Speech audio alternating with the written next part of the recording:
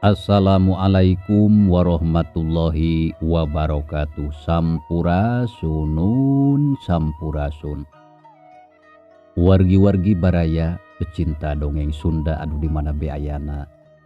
Alhamdulillah kalayan kudrat ilahi Robbi qodaratin maha kawasa urang tiasa ditepang dangu keundeuy sareng simkuring Kang Tile dina acara carita Sunda atanapi dongeng Sunda. Dina kasempetan ayeuna mitra Kang Tile baris ngadongengkeun hiji carita anu munggaran yaeta dina judul Jakarana hasil karya atanapi karangan Amburos ti Palihan Bandung. Kasugri kaum dangu satu acana Kang Tile muka lambaran carita anu anyar langkung ti payun sanduk-sanduk nyuhunkeun heula dihapunten boh bilih sinareng bisina dina ieu carita teh aya nami anu kasabit asma anu kasebat kaguar nami kampung tempat matuh padumukan ulah kirang-kirang hapuntennya. Kumargi ieu carita mung hanya samata-mata karangan wungkul. Oge ngahaturkeun rebu-rebun hulak saketika bingahan ka kersana Amburos anu parantos ngintunkeun naskahna sakaligus merecantenkeun ka simkuring kanggo medar ieu carita. Pamudah-mudahan atuh mitra ieu carita teh sing janten panglipur kana kalbu pang beberah kana manah. Sumangga mitra ameh teu nyangkolong kana waktos urang useurkeun perhatian urang kana ieu carita dina judulning carita Jakarana.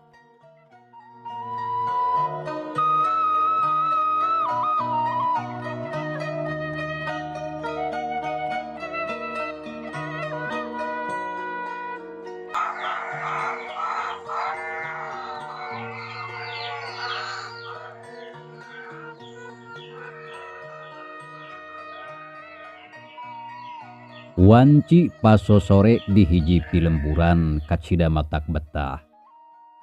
Barudak arulin di buruan, aya anu lulumpatan, aya anu keur ulin dorodaan, aya oge anu susumputan bari jeung saleuseurian jiga anu baru ngapisan. Tatangkalan rajeg di sisi jalan rupana semu koneng kasinaran ku cahaya panon poe anu geus mengok ka belah kulon. Angin leutik ngahiliwir nebakan adang daunan pating aroyag jeung pating arulang jiga anu keur ngagupayan. Manuk-manuk recet di sarada tongeret reang patembalan jeung pada baturna. Ari di pasawahan ngampar hejo lembok lir permadani estuning nambahan kaendahan. Ari katelahna eta lembur teh Sindang Sari. Hiji lembur anu subur makmur sugih mukti teu kurang sandang sarata teu kurang pangan. Kawantu sakabeh pangeusi lemburna garatol daraikan olah pakaya. Ari pakasaban sapopoena aya anu kana tani, aya anu dagang, aya anu buburuh, aya anu nganyam, aya anu nyadap jeung rupa-rupa deui nurutkeun keahliana sewang-sewangan. Di eta lembur aya hiji kulawarganya eta kulawarga Pak Kubu Adinata. Ari bojona anu katelah Amburodiah boga anak awewe hiji umurna kira-kira aya kana 18 tahun ngaranna teh Arum Rengganis. Pakuwu adinata kaasup jalma anu pangbeungharna pikeun di lembur eta mah. Ari sifatna nyaahan jeung berehan tur welas asih ka sasama. Resep nulung kanu butuh sarta nalang kanu susah. Anu matak teu heran lamun kulawarga Pakuwu kacida pisan diajenan ku balarea. Nya dina kayaan kitu. Pakuwu jeung bojona keur dariuk di tepas imah paduduaan bangun anu salse pisan. Dina luhur meja katempo geus nyampak cai teh 2 gelas anu ngebul keneh. Sarta dibaturan ku seupan cau nangka sapiring jeung goreng ulen meunang nyadiakeun badegana anu katelah biijah. Kumaha Pak? Ari tadi teh janten yang sawatana pinte. Ceuk Ambu Rodiah tumanya bari ngareret ka Pakuwu anu keur ngalepus udud. Komo we atuh Ambu. Tadi teh ngahaja neang balong terus neang sawah. Nya sigana moalila deui oge bakal panen. Jeung kabeneran usum ayeuna mah Ambu parete meuni alus pisan beda jeung usum kamari. Lamun teu aya halangan mah geus pasti hasilna bakal mucekil. Walon Pakuwu bari nganyot deui padudana. Ya alhamdulillah atuh ari kitu mah Pak. Tapi nah kunaon Bapak teh meuni ngahuleng kitu. Nah aya pasoalan anu nuju diemutan.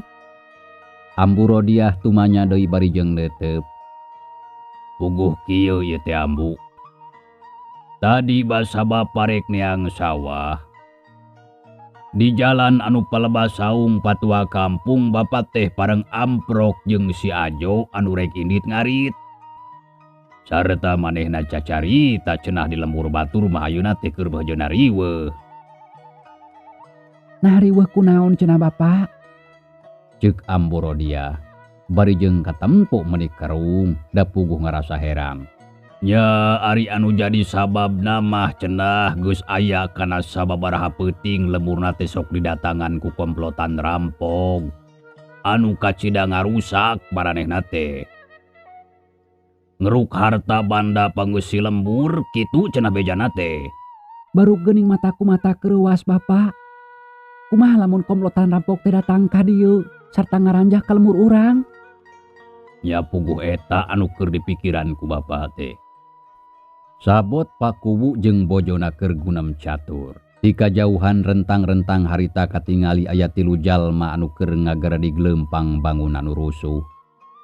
Hai saha itu anu laleumpang tiluan? Bet kawas anu rusuh. Anu mana Ama?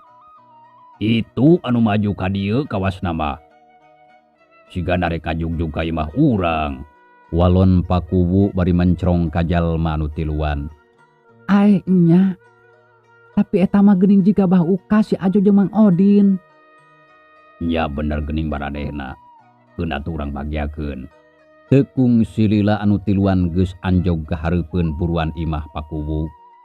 Nya teh lah teu salah anu datang teh geuning bah uka Mang Odin jeung si Ajo. Satuluyna tiluan ampir bareng uluk salam bari manggut kanu boga imah. Sampurasun Pakuwu. Rampes abah mangga teras kalalebat sadayana. Saenggeus dibagiakeun ku Pakuwu kalacat sakabehna unggah ka tepas. Solongrong ngajak sasalaman saterusna gugek dariuk dina kursi ngareureuhkeun kacape. Da puguh geus leumpang anu kawilang jauh. Nyadak cai atuh Ambu sakalian jeung lalauhna. Geuwat suguhan tamu teh da kawasna maharana angeun. Pakuwu ngareret ka bojona sangkan nyadiakeun cai keur nyuguhan semahna. Mangga Bapak ke atuh sakedap urang sadiakeun heula. Teu talangke. Ambu Rodiah harita ngaleos ka tukang terus ngageroan badegana anu keur popolah di dapur sangkan mawa susuguh keur semahna. Kocapkeun Pakuwu anu keur nyang hareupan tamu kacida pisan reuasna kadatangan anu tiluan teh. Da puguh tara-tara ti sasari. Sok sieun bisi mawa beja anu teu dipiharep. Ari sabab Nempo semahna datang teh menibangun anu dines pisan. Bahuka kitu di kasadayana nya terus terang bae kuring teh rada reuas kata tamuan ku abah tiluan teh tumeh tara-tara ti sasari. Nah aya naon? Tanya Pak Kubu miheulaan muka carita kituna teh bari rutret kanu tiluan. Sumohon Pak Kubu tiasa disebat dinas abah tiluan teh. Nya kumargi kitu langkung ti payun sejam mundur heula dihampunten. Wireh rumaos parantos ngaganggu kasalira Pak Kubu mewah ibu anu tangtos nuju raos calik. Walon Mbah Uka bari manggut tanda hormat kanu boga imah. Ah teu nanaon abah da kuring mah teu ngarasa kaganggu. Anu puguh mah bunga kata tamuan ku abah tiluan teh. Tapi hampura lamun kuring rek langsung mariksa. Nah aya naon ieu teh? Lantaran katingalina mah kawas aya pasoalan anu penting pisan. Ceuk Pak Kubu bari neuteup. Ngadenge kitu anu tiluan silih reret siga anu keur silih tanya jeung baturna. Nya saha heula anu baris ngawakilan cacarita. Tekung silih lapok atuh Mbah Uka salaku anu jadi kokolotna ngajawab kana pananya ti Pak Kubu. Sareta nepikeun anu jadi maksudna. Kieu ieu teh kan Kubu nanging satu acana abah tiluan teh ngaturkeun nuhun kumargi parantos gasik ditampi enggal dipariksa. Ya, sok kancang atuh geura caritakeun naha aya naon. Kieu kan Kubu ari jelasna mah. Tadi pabeberang abah teh kadatangan ku sobat abah anu cicingna di lembur babakan. Nya manehna nyaritakeun sagala kajadian anu tumiba ka lemburna mangsa ayeuna. Cenah mah geus 2 kali malam Jumaah. Lemurna teh didatangan ku komplotan nyerampok anu ngaranjah sarta ngaruksak ka sakabeh pangeusih lembur. Samalah aya sababaraha urang jalma anu ditandasa kulantaran geus wani ngalawan ka maranehna. Tapi untung keneh teu nepi ka binasa. Tah kitu Pak Kubu? Ceuk Mbah Uka. Nyaritakeun beja anu tadi dibawa ku sobatna. Nya barang ngadenge kitu. Puguh bae Pak Kubu teh meni ngaranjug nya keur sakedapan mangahuleng mikiran eta kajadian. Sabot keur kitu torojol biijah bari nanggeui baki anu dieusi ku cai kopi meni ngebul keneh. Ditambahan kula lawuhna sok atuh ditundaan dina luhur meja.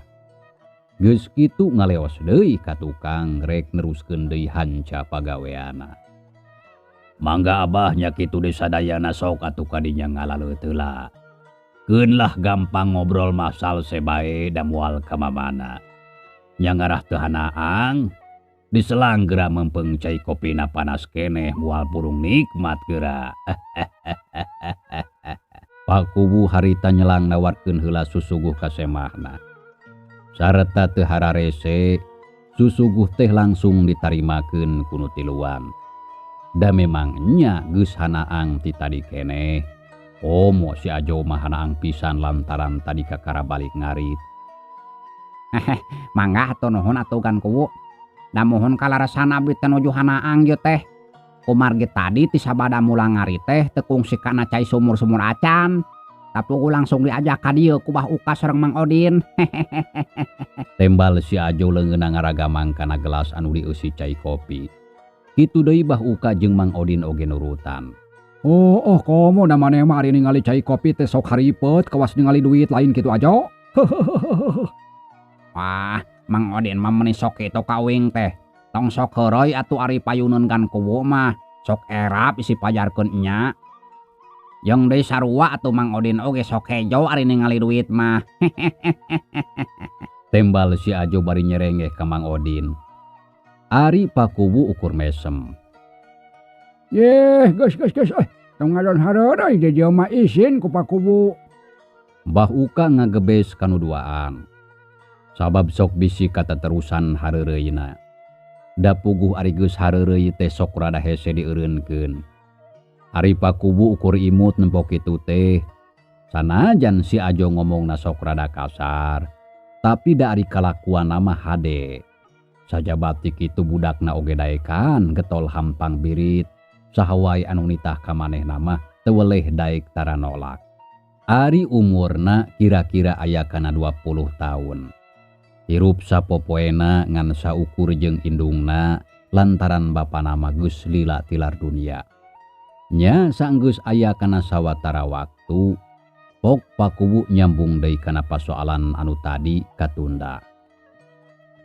Oh jadi kitu nya Abah anu geus kajadian di lembur babakan teh. Geuning kumata kreuwas ngadengena oge. Terus kitu Pakuwu ari numutkeun beja ti sobat Abah mah. Nya lamun kitu mah jelas atuh. Urang teh kudu waspada turiatna. Sabab bisi sawaktu-waktu eta komplotan garong datang ka dieu. Sarta ngaranjah jeung ngaruksak ka lembur urang. Terus kitu kan kubu anu janten kahariwang Abah teh. Sok bisi komplotan garong teh ngaranjah ka lembur urang. Nyaku lancaran kitu Abah ngahaja langsung nepangan ka dieu ngarah ka uninga ku salira Pakuwu. Sangkan lembur urang teu kabongohan. Salain ti kitu urang oge kudu mikiran tindakan naon anu kudu dijalankeun. Pikeun ngajaga keamanan jeung katentreman. Sangkan lembur urang teu karanjah ku maranehna. Sabab dina hal ieu mah urang teh ulah cileureun. Sumuhun Abah leres pisan eta teh. Sami kitu emutan simkuring oge. Walon Pakuwu bari rutret kanu araya di dinya. Punten Pakuwu simkuring bade ngiringan cumarios. Nyambang ka Mang Odin sok atuh kadinya ulah asa-asa. Kieu Pakuwu. Tadi waktos dagang ka lembur Pasir Awi, niat simkuring teh rek ngadonler heula di hiji warung anu tos biasa langganan. Tapi kacida mata kagetna lantaran kayaan warung teh paburantak samalah sapalih nama seep alatan kahuruan. Paparabotan naruksak patalayah acak-acakan. Nya cindek nama ancur we eta warung teh. Reg harita Mang Odin eureun heula cumaritana. Uluh arna atuh lamun kitu mah Bang Odin. Nya tapi kunaon cenah make jeung bisa kitu. Pami saur wartos ti urang dinya mah nya Pakuwu. Cenah anu gaduh warung teh tadi wengi kadatangan ku 5 urang jalma. Anu dedeganana jarangkung badag. Rupana barosongot budi amprotan. Sarta papakeana sing sarua hideung. Bedogna oge paranjang cenah pating solegreng mata aksiun. Salajengna maranehna teh maksa menta duit kanu boga warung. Ku sabab teu dibere, nya terus ngaramuk cenah ngaruksak warung. Tak kitu Pakuwu. Ceuk Mang Odin ngomongna bari pepeta. Nerangkeun kajadian di lembur Pasir Awi anu tempatna teu pati jauh ukur kahalangan ku 2 lembur. Meunang beja sarupa kitu. Pakuwu meuni gogodeg bakat ku kaget jeung heran. Titila geuning meureut telenges taya ras-rasan lamun kitu mah. Samalah teu boga rasa kamanusaan. Tapi saha maranehna teh? Tanya Pakuwu bari melong ka Mang Odin. Nyaduka atuh Pakuwu margi da urang dinya oge teu aya anu apaleun ka maranehna teh. Ngan cenah ciri-cirina dina pelebah tarangna marake bengker tina kain belang jika kulit maung. Kitu numutkeun beja mah. Leng atuh keur sajongjongan mah. Pakuwu ngahuleng kitu deui Bah Uka jeung si Ajo sakabehna jarem teh mikiran eta kajadian. Tapi saurang oge can aya anu bisa nago. Waduh kacida pisan eta mah telengesna garong teh nya. Tapi nah batur salemburna teu aya anu narulungan. Kantenan we ditarulungan mah Abah. Nanging sakitu geus pada ngepung oge eta 5 garong teh kacida pisan lingasna hese ditewak cenah. Gawasna mah lain garong sambarangan atuh ari kitu mah. Laras Pakuwu rupina mah sanes garong sambarangan. Margi maranehna parinter gelut. Gerakana karsit sadayana ngarti kana ilmu bela diri. Sarta bisa lumpat anu kacida gancangna. Malhar mah diarudag cenah ku para pamuda urang dinya, tapi sadayana oge teu aya mampu anu newak. Sabab eta komplotan rampok teh kacida garancang pisan kaburna. Ceuk Mang Odin nyaritana beuki Daria. Nerangkeun sakumaha beja anu katarima. Duh, jiganya berat lamun kitu caranya mah. Jeung deui matak pikiraneun sararea ieu mah. Sabab jelas ceuk Abah mah kajadian ieu teh lain heureuy. Samalah bisa bae dina hiji waktu eta komplotan garong teh bakal datang ka lemur urang. Lantaran teu sabaraha jauh atuh ti Pasir Awi mah. Kitu ceuk Bah Uka. Nembrakeun ka hariwangna. Ngadenge kitu jep atuh sararea keur sakedapan mah jarempe siga bareak piomongeun. Ngan ukur kadenge sora napas anu pating larenghap bangun berat. Masing-masing hate geus mimiti dipinuhan ku rasa hariwang jeung kamelang. Tapi teu lilapok pakuwu cumarita. Mang Odin, Abah kitu deui jang ajo. Sakabeh beja anu dibawa ku aranjeun tiluan kacida pisan pentingna. Sajabat ti kitu teu poho kuring oge kacida nganuhunkeun kana laporana. Ari anu satuluyna kumaha? Daraek atawa henteu lamun seug Abah tiluan rek diparenta bantuan. Tanya pakubu ngebagi paneuteupeuna kanu tiluan anu keur pogot ngabandungan. Mangga pakubu nahan naon anu perjoge dibantos teh? Walon si Ajo maneh narikat ngajawab. Sumohon pakubu nahan naon atuh anu kedah dibantos ku Abah tiluan teh. Nya sok sanaos naon bae oge Abah mah saya oge. Sami abdi oge pakubu sok atuh mangga geura saurkeun. Nuhun Abah Mang Odin kitu deui jang ajo. Ieu maksad kuring teh. Wayahna ti mimiti peuting ayeuna Abah tiluan kudu milu nalingakeun kayaan lembur.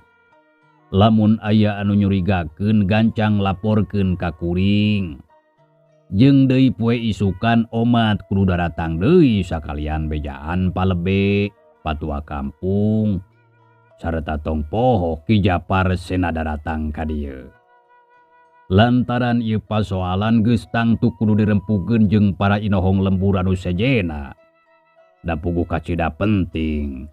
Kulantaran ayeuna mah geus burit, jig bae geura baralik heula sarta ulah poho isukan ka darieu deui. Mangga pakubu ku Abah tangtos diestokeun pisan. Nya atuh saenggeus kitu mah mitra. Babadamian dianggap beres. Mang Odin Bah Uka katut si Ajo aramitan terus barali ka imahna sewang-sewangan.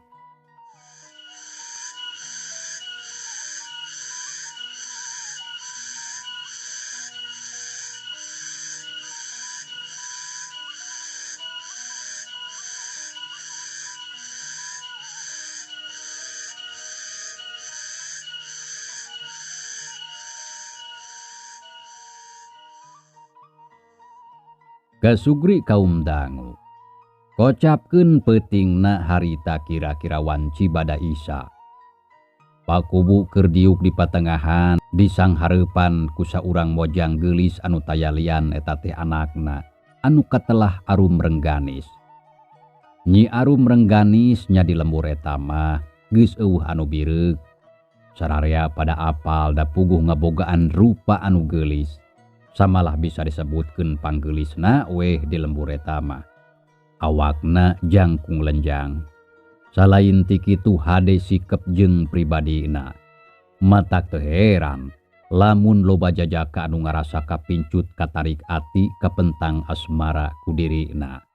Ama, nah aya naon tadi teh Bah Uka si Ajo sareng Mang Odin sumping ka dieu?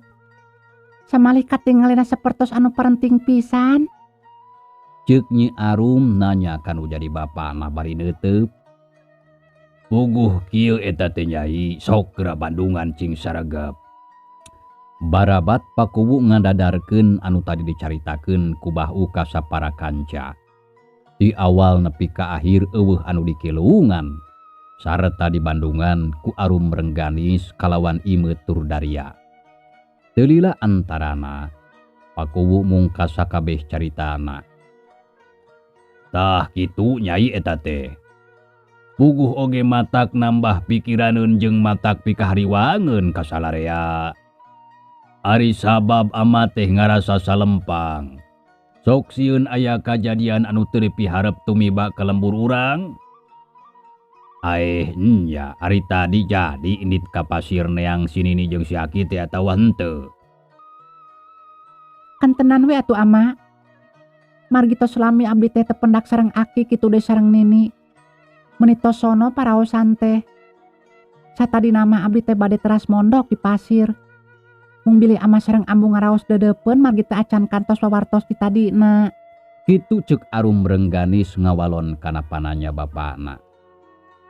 Nyatang tuwe atuh amal teh bakal dedeupeun ari teu bebeja heula mah. Kumaha kayaan Aki jeung Nini daramang? Nya alhamdulillah dina wangkit ayeuna mah aranjeunna teh nuju sarehat sareng teu kirang sawios-wios ama. Mung eta cenah sauna teh si Aki mah sok rada nyeri cangkeng. Samalih mah eta oge naroskeun ka ama kitu deui ka ambu. Meuni tos lami teu aya ka pasir cenah. Nya ku abdi tadi wartoskeun ama teh sanes teu hoyong nanging nuju rarepot seueur padamelan. Walon Arum Rengganis nerangkeun kayaan Aki jeung Nini anu dumukna di pasir sarta tempatna rada anggang ti lembur Sindang Sari. Ama, saupamina enjing tos aya waktos tepangan heula we ka ditu. Ya kitu eta gue ari kahayang mah. Tapi hanjakal ayeuna can aya waktu anu ride. Da puguh geuning rariweuh wae di dieu teh sabab jadi pangurus lembur teh lain perkara anu gampang. Lantaran gede tanggung jawabna. Bareng jeung kitu, torojol Amburodiah nyampeurkeun sarata gek diukigireun Pakuwu. Prung milu ngobrol ngaler ngidul nyaritakeun kahirupan sapopoena. Nya kira wanci saleureuk kolot. Tiluana geus ngarasa tunduh malah katempo. Nyi Arum geus merelek heai. Panonna sacepel hese beunta. Amana kitu deui hidup Nyai Anaking. Geus lah ngobrolna isuk deui. Sabab geus peuting ieu teh bisi kaberangan. Mangkaning kudu hudang subuh. Sok Nyai ka ditu geura ngampi ka kamar. Amburodiah nitah ka anakna Nyi Arum sangkan geura asup ka kamarna. Lantaran wanci harita teh geus maju ka peuting. Kaayaan di luar geus sepi jempling. Jasok atuh Nyai ka ditu geura sare. Kade ulah poho pariksa jandela cing tarapti bisi can ditulakan. Hariwang bisi aya garong asup ka imah. Mohon atuh mangga ama. Ambu di kantun wilujeng leleson. Nyi Arum teu baha. Nya terus ngaleos asup ka kamarna ari Pakuwu ujung nangtung ngaloris heula panto jeung jandela bisi aya anu can ditulakan. Geus kitu ngoloyong asup ka jero kamar dituturkeun ku bojona. Kayaan peuting harita beuki jempling. Sora sasatoan leutik kadenge reang di sarada patembalan mepende anu geus tari brasare. Angin ngahiliwir hawana tiis sumalekat nusuk kana sumsum balung. Kawan tu aya di pilemburan anu tempatna deukeut ka pagunungan.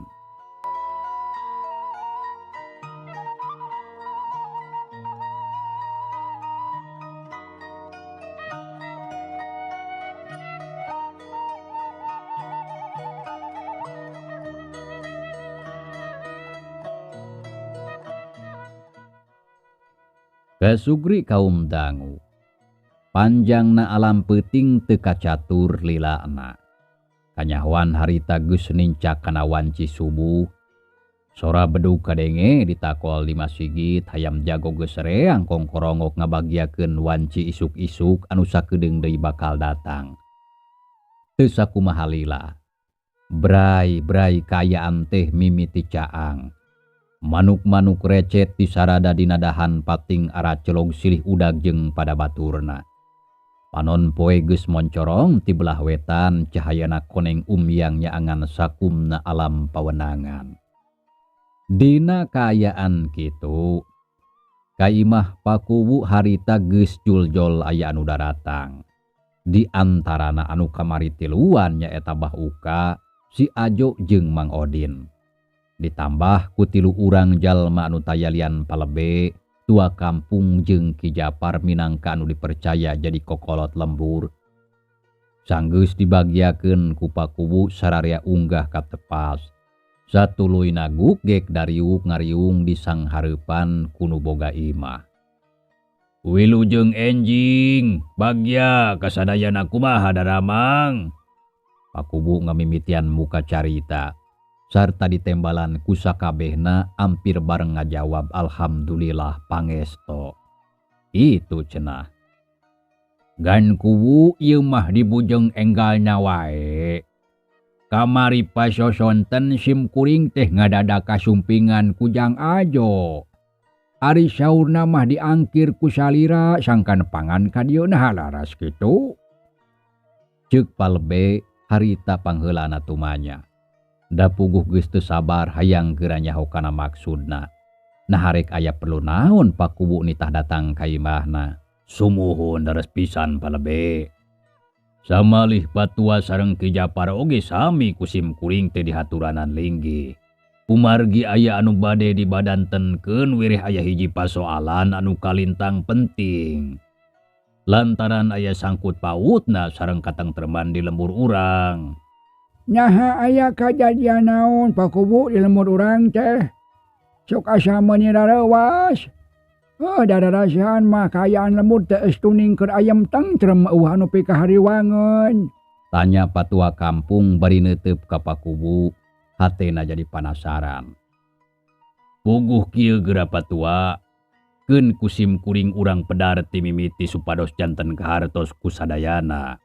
Barabat weh Pakuwu nyaritakeun pasoalan anu aya sangkut pautna jeung komplotan rampok tea. Sakur anu ngariung sakabehna ngabandungan kalayan Daria. Samalah sakapeung mah Patua kampung kitu oge palebe jeung Ki Japar katempo meuni kumecrek bari jeung gogodeg. Lantaran kakara harita ngadenge beja anu sarupa kitu. Tah kitu Patua anu kusim kuring bade didugikeun teh. Ceuk Pakuwu sanggeus rengse cacarita. Patua kampung unggut-unggutan. Lamun kitu mah ieu pasoalan teh teu bisa dianggap enteng. Urang oge ti mimiti ayeuna kudu tatan-tatan siap siaga jeung waspada. Bisi sawaktu-waktu eta komplotan rampok teh datang ngaranjah ka lembur urang. Ya kitu pisan pamanggih kuring oge Ki Japar. Matak ayeuna kuring teh ngahaja ngangkir para inohong lembur ka dieu. Supaya urang sararea bisa babarengan mikiran eta pasoalan. Ngarah teu digugulung ku sorangan. Walon Pakuwu bari rutret ngabagi paneuteub kanu sakur araya di dinya. Pami salajengna kumaha atuh ari numutkeun pamendak Pakuwu? Ieu palebe ari pamendak sim kuring mah. Ti mimiti ayeuna urang teh tangtu kudu waspada dina raraga ningkatkeun keamanan lembur. Carana tingkatkeun deui kagiatan ronda malam anu ayeuna geus jalan. Samalah ajakan para pamuda jeung sakur anu jarak jagmah kudu milu kana ieu kagiatan. Anu tangtu bakal gede pisan gudana. Lantaran tanggung jawab ngajaga keamanan lembur mah lain ngan saukur kewajiban kubu, tapi geus jadi kewajiban urang salarea. Kumaha lamun kitu satuju? Ceuk Pakuwu katempo Daria pisan. Sakur anu ngabandungan ungut-ungutan. Laras memang kitu pisan satuju sim kuring oge Pakuwu. Tapi kumaha ari anu sajena nah satuju kana ieu usul? Patua kampung harita tumanya kanu sejena. Meunang pananya kitu sakur anu ngariung di dinya mah ampir bareng ngajawab satuju cenah. Ngadenge kitu Patua kampung kitu deui Pakuwu ngarasa bunga. Tah, lamun sararea geus satuju mah kuring ngarasa bunga. Sarta moal asa-asa pikeun menta bantuan ka Ajo kitu deui ka Mang Odin. Nya supaya daek ngaluluguan kana ieu kagiatan. Cara nama kabeh catet jalma-jalma anu bisa milu ngajalankeun kana ieu kagiatan. Apan loba di lembur urang teh lalaki jeung para pemuda anu jaragjag. Samalah jika namual kurang. Sakabehna ajakan sangkan pilih genti marilu ngajaga keamanan lembur. Ngarah unggal peuting teu kosong. Sarta jalma narada lobaan. Tah kitu kumaha Mang Odin jeung Jang Ajo sanggup? Pak Kubu nanya ka Mang Odin jeung ka si Ajo anu keur dari uksila meni mereneko. Unjuk sumangga Pak Kubu perkawis kagiatan roda mah tos teu kedah salempang. Margi sagala rupina ku abdi sareng Jang Ajo tang tos bade dilaksanakeun. Sakumaha anu tos disaurkeun ku salira nembe. Walon Mang Odin harita haget pisan ngajawab kana pananya ti Pak Kubu. Ya duhun atuh Mang Odin. Kuring bunga hari ngadenge kitu mah. Tapi kumaha ari Jang Ajo sanggup atawa henteu? Mangga Pak Kuwu abdi oge sangem ari saukur nyatet sareng ngajakan batur ngaronda mah. Samali sae pisan eta teh ngara unggal peuting di gado ronda teh teu lowong sarta salarea bakal kagiliran. Daripada ngadona rundutan sore-sore mending oge ngaronda. Ya syukur atuh ari geus sanggup mah. Sok eta mah laksanakeun ku Jang Ajo jeung Mang Odin anu ngaturna. Anu saterusna kuring rek nanya ka Ki Japar. Kumaha hari ayeuna masih kene sok ngalatih penca ka para pemuda atawa henteu? Tanya Pak Kubu ka Ki Japar anu tadi ukur ngabandungan. Nya kantenan we masih. Nanging da ayeuna mah mung kantun sakedik pada pemuda anu kersa kana diajar penca teh teu kawas dipayun.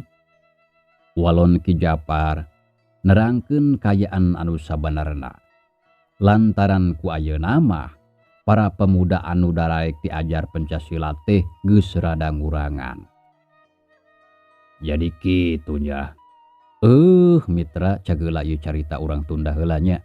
Insyaallah kin urang lajengkeun deui. Hatur nuhun kana naon rupi perhatosana. Wilujeng kantun. Wassalamualaikum warahmatullahi wabarakatuh.